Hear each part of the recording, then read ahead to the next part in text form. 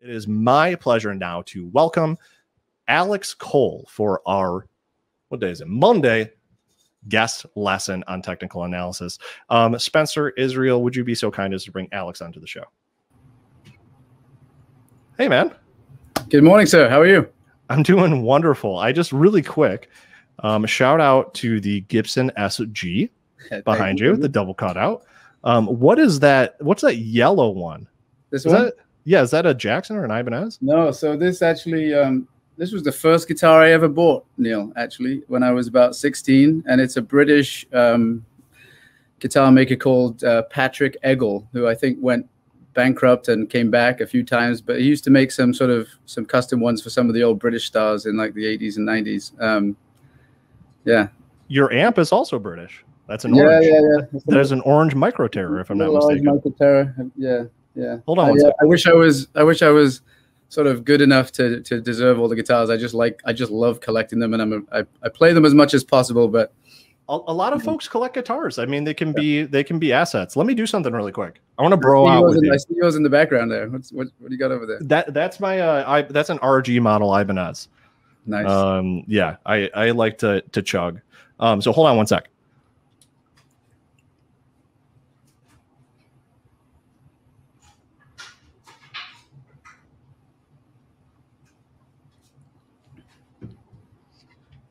Baby. The micro dock. There you go. Yeah, my neighbors love me. Yeah, I bet. All right, man. Good stuff. So tell folks, Alex, a little bit about yourself. Sure. And what you can teach them today. Yeah. So I'm a technical analyst. I worked for about 15 years for Bloomberg. Working mostly with institutional buy-side, sell-side traders, PMs, money managers, sell-side research, but all in the technical space. And most of that time, I was responsible for the training of all new hires into the financial training program, as well as a lot of external client trainings in technical analysis.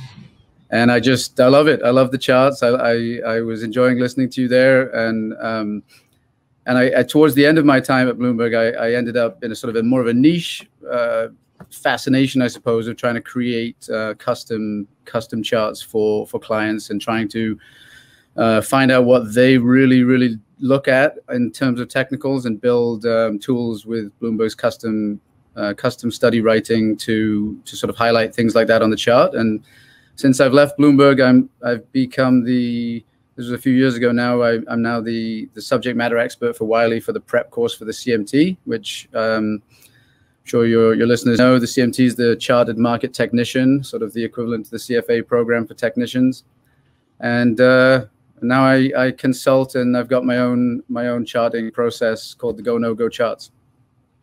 Wonderful introduction. Shout out to the CMT program. I'm just going to go ahead and drop a link to that.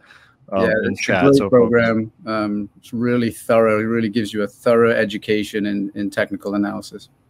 Yep.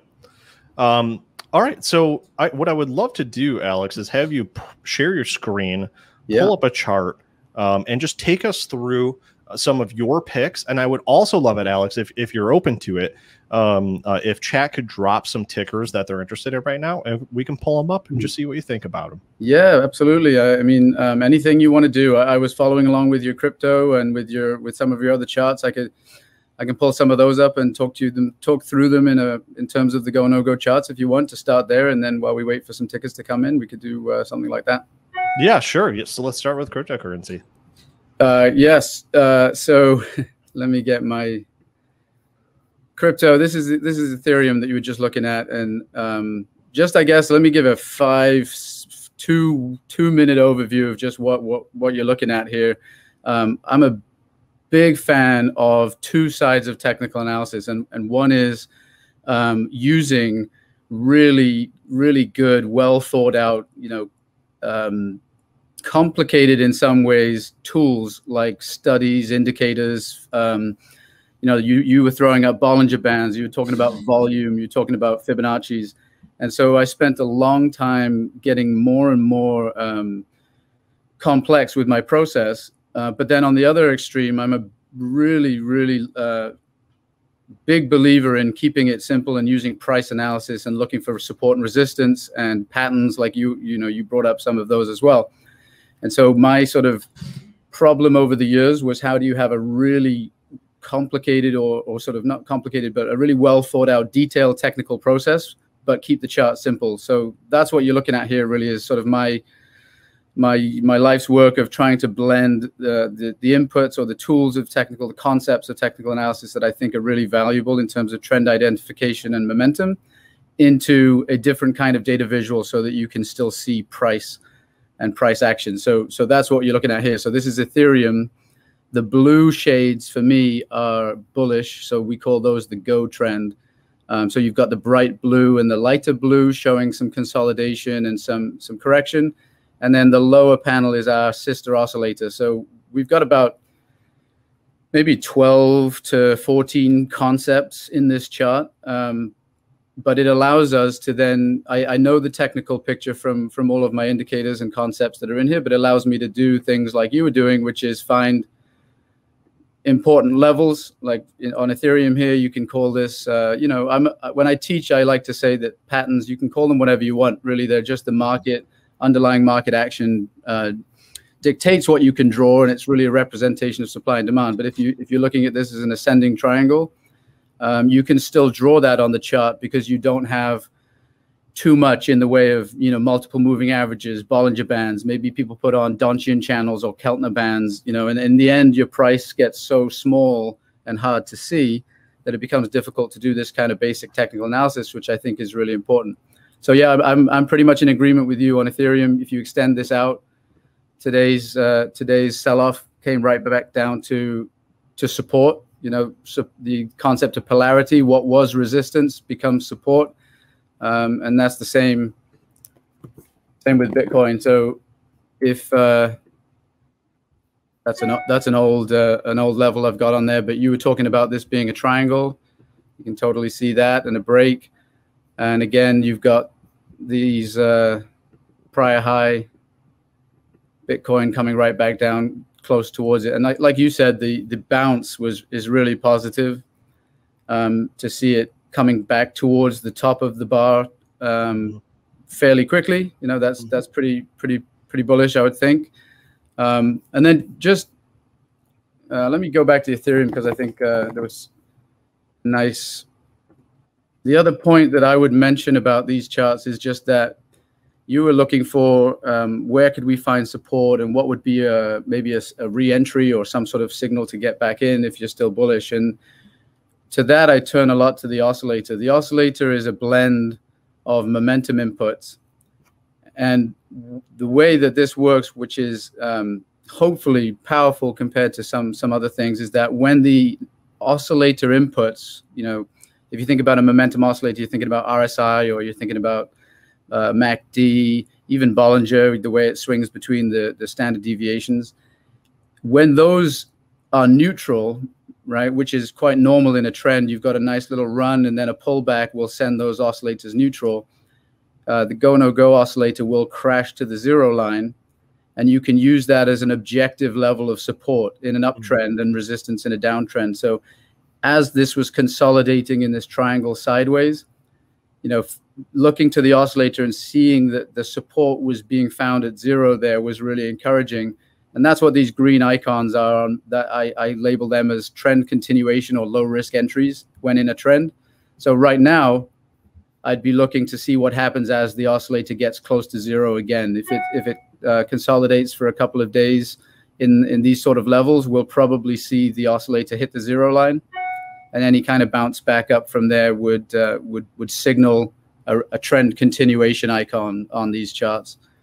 But that's where I would be on Bitcoin, kind of pretty much in line with you on those.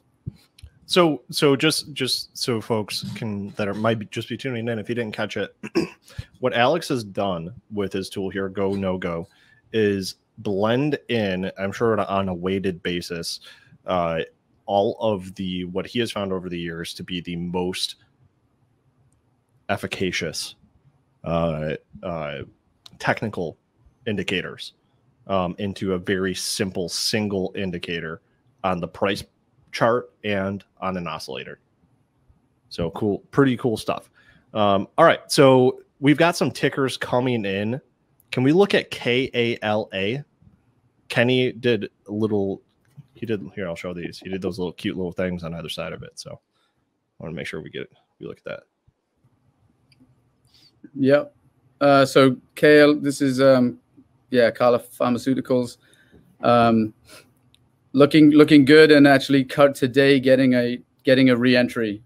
So we had a sharp rally. We have a correction and a pullback, which we see those paler bars. We see it come back to the zero line and ride the zero line for a few days, and now finding support there is giving us some trend continuation icons.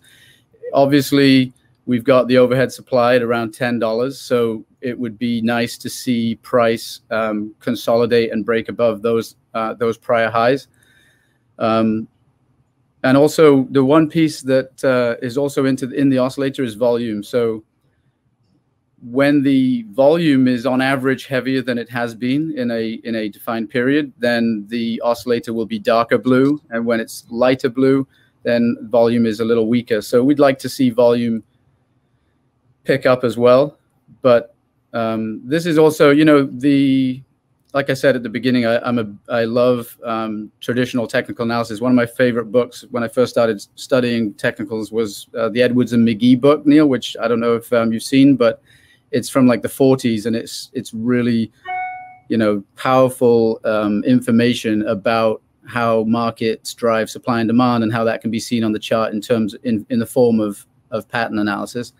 And so what I was trying to do with these flagging these situations with the green dots is try to automate how to find things like, and again, they're all slightly different in form, but bull flags, pennants, things like that. So, you could quite easily be looking at this and seeing some sort of bullish trend continuation pattern. Maybe this is some sort of bull flag. But the situation is the same, when this happens. You've got a sharp rally in price. You've got some sort of cooling or pullback.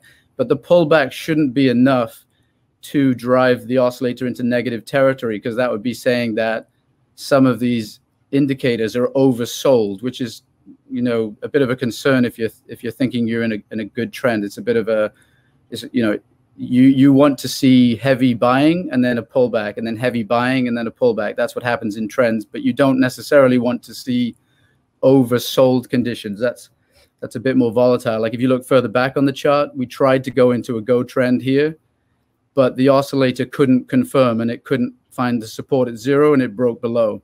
So this is now a little bit more bullish. You've got a sharp rally, you've got a pullback, you've got maybe a break of this bull flag, and you've got your continuation icons coming from the oscillator finding support at the zero line. So that's an interesting chart right there. What about Vale? VALE. So Vale is interesting. Vale's had a really nice run. Again, the start of the trend, the sort of the pullback, the bull flag, and then the re-entry. It's a bit more concerning towards the right part of the chart. The oscillator was unable to hold the zero line. That caused some inability for the trend indicator to maintain the go colors, and we found a bit of uncertainty. The amber bars, Neal, are neutral, often found as a bridge between trends, so they're sort of a neutral directionless color. But it has tried to go back into the go trend, and this is what I would watch for now personally, is it's tried to re-identify a go trend, and now it's getting close to the zero line again on today's price action. So I would watch to see if that zero line can hold as support, and if it does, that would be a positive. And then, but again, you've got overhead, you've got some resistance at about 19. So if it can find support here, I'd expect price to try to take out those prior highs, or at least get back to them if we can find support on the oscillator at zero. All right, let's do two more picks guys. The first one I'm going to do is what I like to call a FOMO stock. But of the FOMO stocks, I think this one might still have potential. It's Naked, NAKD. Yeah. Same idea. You know, in theory, everything should work the same way, right? Like technically, I'm a big. I loved what you said about, do I know anything about the fundamentals of cryptocurrencies? And you said no, and I love that about technical analysis. It really is the market telling you what you can see or what's happening. And you know, there's a lot of great technicians that combine fundamentals with technicals. I'm not saying that fundamentals aren't important, but in theory, the price chart should do what it should do. And so you have a similar sort of situation here. You have a break and a consolidation with the paler aqua bars. And then you're looking at the zero line on the oscillator, starts to find support. And then again, you've got a move up and a consolidation, but you find support at the oscillator, a move up and a consolidation. And right now, again, we're at that oscillator finding support at the zero line. So with you, Neal, potentially, I don't know, you know, we have to watch what happens, but if it finds support and rallies into positive territory, then you could certainly look for an initial target, maybe to try to get back to prior highs, which on a stock like this is significant return. And the other thing to point out, Neal, is that when you see these trend continuation icons, because the suggestion is that there is renewed momentum in the direction of the trend, you can set very tight stops. So, you know, when I work... And really quick, Alex. Yeah. The trend continuation icons are green circles underneath the bar, right?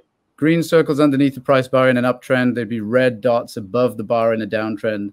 But it's based on this interaction of the oscillator with the zero line. So if you're in a trend, momentum should not get oversold, right? So as you correct, it could cool off and go to neutral, but it should find support at the zero line. So that's what these are trying to identify automatically. But because of that, when it finds support at the zero line, you can suggest that momentum has come back in the direction of the trend, so you can set a tight stop. And so that's when I work with traders more so than, you know, long-term investors. That's something that they like, because you can easily set a stop. Let's say you see a trend continuation icon, you can set a stop maybe at the low of the prior bar. And so your risk is very small, but you know, you can put your targets wherever you want, but a sensible place on this might be at a prior high. So if you were to get another rally into positive territory, you'd get another green dot, and you could set a tight stop, and your risk reward in that way, you know, even on the ones that go against, like for example on this chart, you know, these would all work out. This one, if you set a tight stop, you'd be stopped out, but you know, you can set tight stops and have nice targets, and your risk reward ratio is pretty good that way. So yeah, there could well be some room to run for Naked, but I'd be concerned if the oscillator breaks into negative territory. So let's do one more really quick, because we're a little bit over on time. TAP. And then after that, Alex, I would love if you could tell folks more about GoNoGo and how they can get hold of it. Sure. So here's TAP. Not quite such a pretty picture. We had a nice go trend established back in November. And then one other thing to point out here with the other side of the oscillator are these red arrows. So I'm sure that you're aware and your readers are aware, but you know, an oscillator is designed to look for overbought and oversold conditions. So it's trying to find swings where price velocity has been too extreme. So you can still use this as any oscillator. So I was talking a lot about the zero line, which is that added piece. But if you find an oscillator which is at an extreme and then it comes back, that's typically a short-term correction indication, right? Like if you think about RSI crossing below 70, that's this kind of situation here. And I highlight those with these counter trend arrows. And then you can also, of course, use oscillator divergence, which is one of the most powerful concepts, you know, in technical analysis. So you can still do your normal oscillator and price analysis with the GoNoGo. It's just that I might have highlighted the zero line a bit more, because that's, I think, an extra piece to it. But so on this chart, we had the nice move up. We had some indication that perhaps we were seeing some divergence, and then we had the weakening. And then in here, when you had this, we had the cross below zero, and now we've gone into an amber bar followed by a no-go. So this one now, I'd be looking to see if price. We've also got a gap here, which is very important. As price rallies up to this gap, the gap should become resistance. And if price does rally a little bit, then we'll see the oscillator come up to the zero line from below. And remember, now from below in a no-go, that zero line would be resistance. So we'd watch to see if it finds resistance, in which case maybe price rolls over. But again, you know, that's simplistic, right? You want to look at things in the context of a larger time frame. And if you're in if you're getting your market bias from a weekly chart, then maybe you're looking for entries into this. And if we can get back to zero and cross above and see some bullish indication, you'd be looking to go long if your larger time frame bias is a go. So, but there's definitely not the same picture here on this one. So there you go, guys. Alex. Yes, sir. Where can folks find more from you and more from GoNoGo? Yeah. So the website, GoNoGoCharts.com, is where you'd go. You find out all the information. We have, you know, this is something that's been institutional really only, and something that we've just launched it really this year for everybody. So we have a fledgling YouTube channel, which we've got, you know, we've thrown up with, actually there's a Benzinga presentation on there that we did, I think, in October, Neal. And then some webinars I've done for other things, like there's a CMT summit that I did a webinar for them, as well as we do a weekly video that explains, we do a newsletter that talks about the macro outlook, from a asset class down to sectors and then down to specific ideas towards the end of the newsletter. So we review that every Friday. I do some shorter videos for like the investing channel during the week as well. So there's the YouTube channel, there's Twitter, Facebook, Instagram, but go to the website. That's where all the information is. There's also a page on the website that explains the indicators in a little bit more detail, some white papers, things like that. But yeah, love for everybody to check out the website. Wonderful stuff, Alex. Thank you so much for coming on to Get Technical on a super short notice, might I add. I really appreciate it. My pleasure. Anytime. You've been a wonderful guest. Have a great day, my friend. Thank you, sir.